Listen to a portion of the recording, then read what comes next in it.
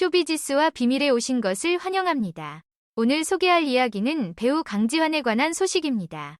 스태프 성폭행 혐의로 유죄 판결을 받은 강지환, 본명 조태규 46. 이전 소속사와 법적 분쟁에서 승리했습니다. 한 매체에 따르면 작년 11월 29일 전 소속사 A사가 강지환을 상대로 제기한 42억 원의 손해배상 청구 소송에서 서울중앙지법 제13인사부는 청구를 모두 기각했습니다. 이에 따라 A사의 가압류로 지난 12월 22일 가압류되었던 강지환의 부동산에 대한 가압류도 취소되었습니다. 과거에는 강지환이 2019년 7월에 여성 스태프들에 대한 성폭행 및 성추행 혐의로 징역 2년 집행유예 3년의 유죄 판결을 받았던 사건이 있었습니다. 이 사건으로 인해 그는 출연 중이던 드라마 TV 조선생존기에서 하차하며 활동을 중단했습니다. 이후 소송에서 제작사는 강지환에게 63억 8,000만 원을 소송하여 이를 받아야 했고 재판부는 53억 원과 지연이자를 부담하도록 판결했습니다. 당시 강지환의 법률 대리인은 외주 스태프 A씨에게서는 강지환의 DNA가 발견되지 않았다며 무죄를 주장했지만 대법원은 이를 받아들이지 않았습니다.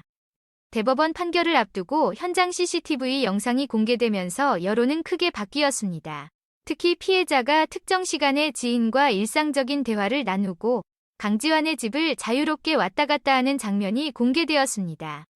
현재 강지환의 집행유예 기간이 종료되어 형의 선고는 효력을 잃었습니다.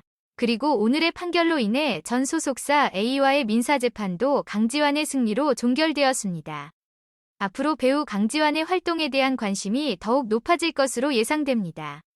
지난 3일에 전해진 소식에 따르면 성폭행 혐의로 활동을 중단한 배우 강지환이 전 소속사와 법적 분쟁에서 이기면서 활동을 재개할 가능성이 높아졌습니다.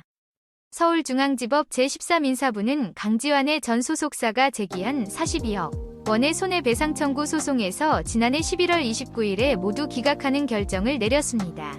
이로써 전 소속사의 청구로 가압류되었던 강지환의 부동산에 대한 결정도 지난 12월 22일에 가압류 결정이 취소되었습니다. 또한 강지환의 집행유예 기간도 모두 경과하여 형의 선고가 효력을 잃은 상태입니다. 강지환은 2019년에 드라마 촬영 중에 중강제추행 등 혐의로 기소되어 징역 2년 집행유예 3년의 유죄 판결을 받은 바 있습니다.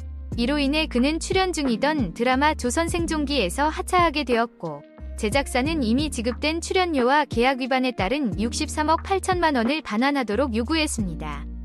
전 소속사는 다시 강지환을 상대로 42억 원의 채무불이행 손해배상 청구 소송을 제기하였으며 강지환은 지난해 11월 29일 재판에서 이를 승소한 것으로 알려져 있습니다. 강지환은 항소 및 상고심에서 피해자의 모순된 진술과 국립과학수사연구원의 검사 결과를 토대로 억울함을 주장했지만 대법원은 이를 받아들이지 않았습니다.